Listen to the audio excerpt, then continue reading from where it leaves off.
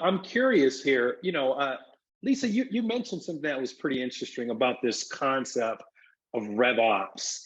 I love the term in terms of it's the culmination of various pieces of an organization, but from a promoter standpoint, in terms of RevOps, what it is, what it should mean, anything you'd like to share with those who are at various career points in terms of what RevOps means to you and what that should look like in an organization? Oh, that's a tough one because it's been sales operations for the majority of my career. Yeah. Revenue operations has sort of been coined in the last year, 2 years maybe.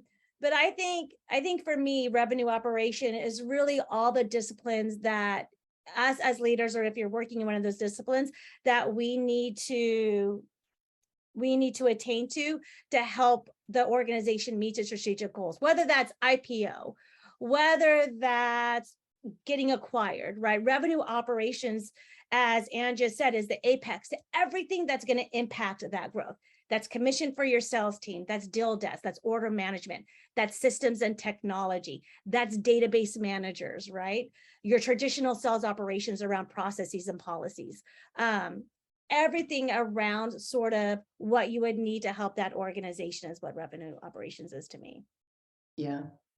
I mean, I think that's such good comments, and it's so interesting, right? Because it's been sales operations. I mean, RevOps has been what do we think? I think last year or so, yeah. Yeah, it's like very, very, very recent. And the way that I've been thinking about it, and because as operations leaders, particularly in kind of younger companies, on my side, I've been in younger companies the last few, you're also just raising awareness too of what it is that we do and what's our remit and our scope and things. And so one of the ways that I've tried to think about it is revenue, right? So our remit in our context is, from early touch and early discussion of the customer, from the first discussion to first support ticket. And so it is that kind of full revenue journey of the customer of, hey, I'm at the very, very top of the funnel and I'm interested in what you have, all the way through the process to,